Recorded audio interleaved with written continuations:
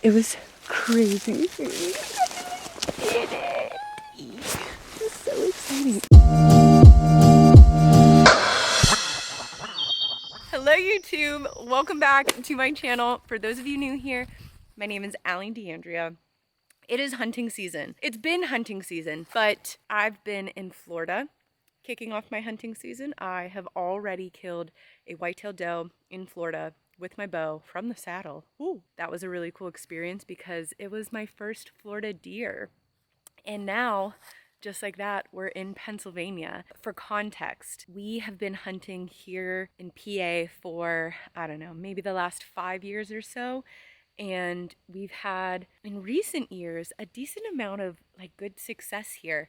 It's just a really beautiful, incredible place. And I don't know, now that we have officially moved to Florida, I feel extra thankful for this place. But before I can even really think about hunting with my bow, I also need to get ready for muzzleloader season, which starts this Saturday. So Nick and I have pulled out the muzzleloaders. We're gonna shoot them, make sure they're on. This bad boy, this one's my muzzleloader. This is the Accura by CVA. It's a modern inline muzzleloader. This is a 45 caliber.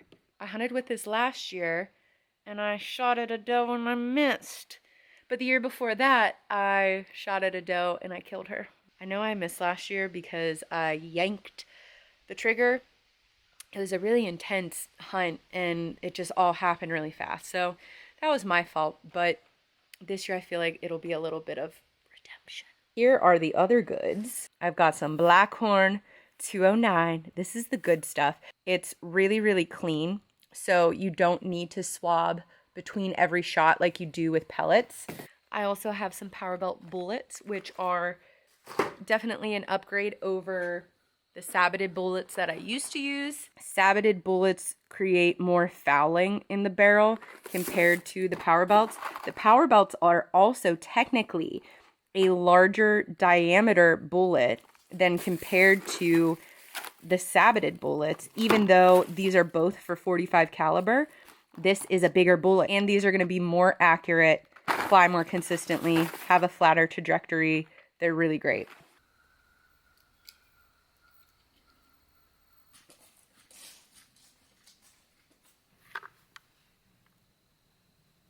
First thing that I'll do is shoot 1 or 2 primers just to make sure that the fire channel and the breech plug is clear. That looks good. Primer goes in. There's nothing in the barrel. Already checked. Everything's clear. We close this down. I'm going to come over here just so you can see. See how there was movement? That's exactly what you want. Just so you know that the fire channel is clear. I want to make sure that gets all the way down.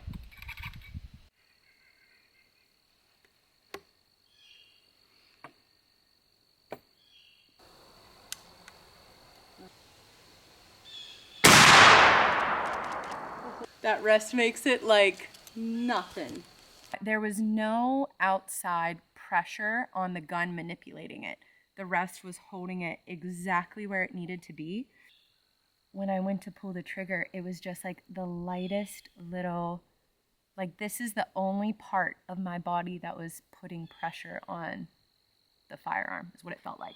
All right, let's go see if that even hit.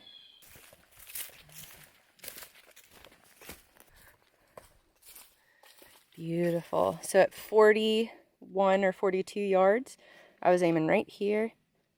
That's pretty much as perfect as it gets. We're gonna back up as far as we can get this to go, and I'm gonna shoot again. Just, you know, I know that's gonna be good, but I'm just interested to see if it falls, how much it falls from 40 yards to... I think we can get about 80. We could get like 80 or 90, that'd be nice. We'll see.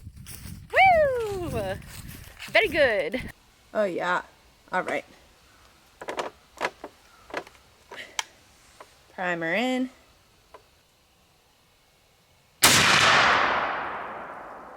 Wow! Look at that. Oh, fabulous. Like a half an inch left, but incredible. Yeah. I'm very, very happy with that, with a muzzleloader.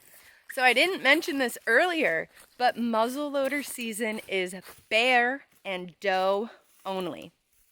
So I've been like mentally preparing myself for bear because Nick killed one last year and the meat is so amazing. We essentially ground the entire thing because bear meat needs to be cooked to an internal temperature of a minimum of 165. And I just find it easiest if it's all ground up. There's like no temptation to undercook it. It just makes it perfect. Of course, you could do like a roast. That would be good. I might save some roast this year, but I was not expecting the meat to be that great. Like, I was way more excited about the fat, and it turns out, God, the meat was so good, like better than whitetail. So I would really like to shoot a bear, but last year when I had an opportunity, it was a really small bear, and my like instinct slash desire to shoot it was just not there. I still don't know how I'm gonna feel. It's so silly because of course like I have a lot of emotions when I kill deer, and it's weird to me that I somehow struggle with it more for a bear. Probably because they look like my dog. Well, good morning.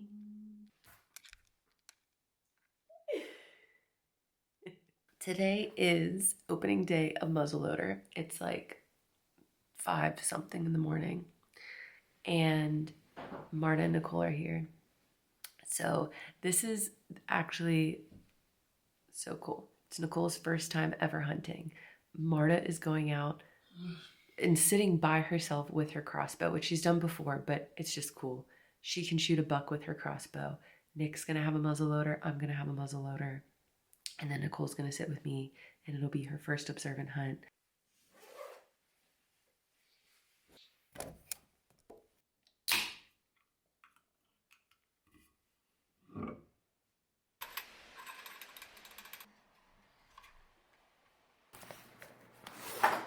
Nicole is ready. Your face. Marta is ready.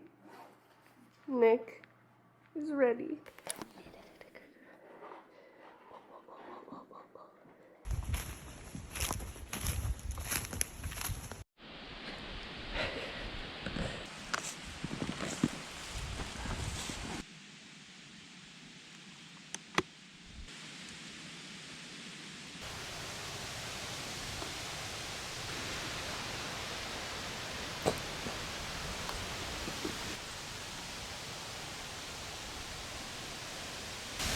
We saw a doe on the way in the dark. And other than that, I haven't seen anything.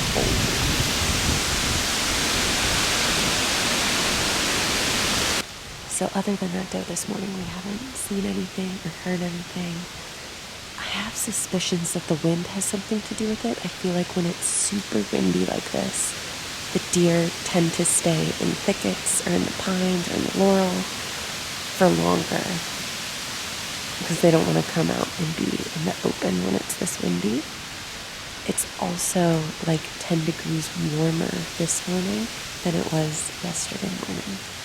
So that could be part of it too. But we'll see. We still have time. But let's eat. Well. The morning today was really slow. Very windy. It's round 2 of the day. We are all headed out. All 4 of us are going out again. Marta with her crossbow, Nick and I with muzzle loaders, and Nicole going out for her second observant hunt ever. I feel bad that this morning was like pretty lame and slow. Nothing happened, but this evening is looking a lot better. The probability on HuntWise this morning was like 10%.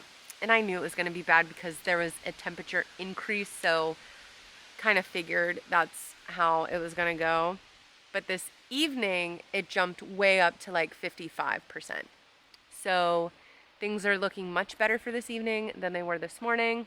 We did spot some turkeys, which was really exciting. Turkey season opens in, I think, 2 weeks. I have to double check on that. So I might get my first chance at one of those turkeys later. I'm definitely keeping tabs on them. It's the second time I've seen them already. And I feel like we just got here. Like we just started hunting again. So it's so beautiful out right now, which is not always great for deer hunting, but just like the sun on the leaves, everything's so yellow and beautiful, and just like the sunshine in general feels so good. So I'm happy about that. I'm very pleased with that. Nicole and I also, like, as we were getting into our spot, I found so many more rubs, which is a really good sign. Marta's not far from where we were, so who knows?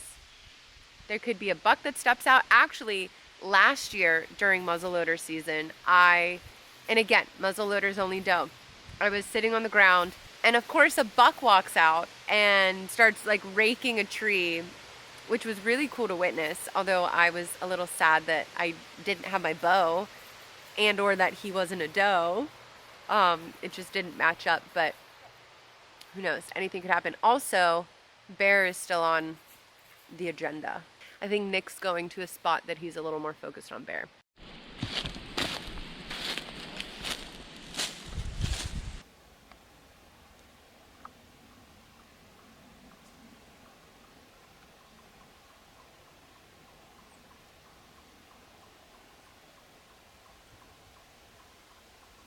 We jumped 2 does on our way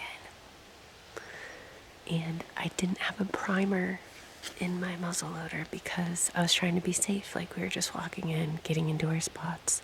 By the time I got a primer in, they were already gone. We're hearing a lot more shots now than compared to this morning. This morning, I think maybe we heard 2, right? Yeah, we've already heard probably 10.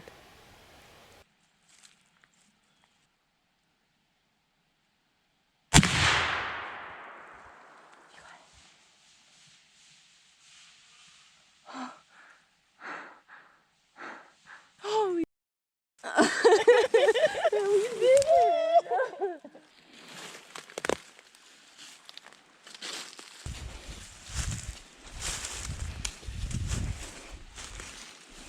Got her.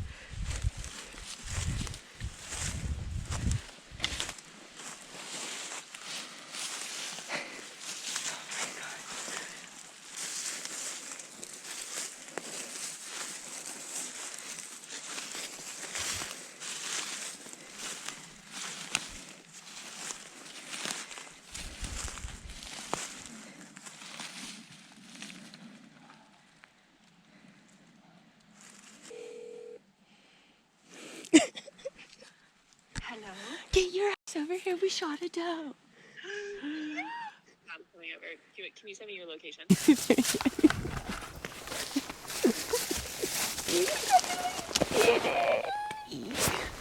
exciting. There was so many deer. They came out of the laurel like somewhere over here, and they were walking this way. Just ranged Nicole. It was 53. Really? Yeah, it felt so much farther. She was like right in front of that tree that I looked at. Which was 64? Uh-huh. When you were standing there, you were at like 53. I was in front of her, a little bit in front of her. Oh, okay. So she's probably like 55 or 60. Probably like 60. 60. Oh my goodness. She is a big, big, big girl. There we go. Pull, pull, pull. Well, we just gutted the deer. We are going to drag her out now. How you feeling? Good. We're hanging out by the fire. We are about to hang my doe, our doe, and skin her, process her. We have the HME scale that is zeroed with this. Here, I'll make sure of it. Okay, we're zeroed. My guess is 140. Nicole's was 114. Nick's was 104. 104. Marta's was 97. Oh. 107. That's a good That's a good doe. Yeah, it is. So Nick won the contest, right? 107. Yeah. What did you guess? 104. So now the skinning begins. look at all the steam coming off. Woo, she's fast. She's got a lot of fat. A lot of fat. It's processing time. Look at the beauty backstrap. Oh my goodness. Look at it. Girl, look at it. It's beautiful. I am vacuum sealing using my Avid Armor chamber vacuum sealer. This is their guide series. It's called the GS41. It is a commercial grade vacuum sealer. It weighs like 75 pounds. It's intense, but it's awesome. I had planned on processing the entire deer today because the temperatures were a little bit warmer, but I put the deer in the shade. I literally put a fan on it just to like keep it as cool as possible while I worked on some other things. And of course, now it's like the end of the day and I'm just getting started. And the temperatures look really good for the next few days so that I could age the deer. But since I already started, I'm gonna go ahead and process the back straps, probably all of the neck meat, scrap meat, rib meat, and maybe even the front shoulders.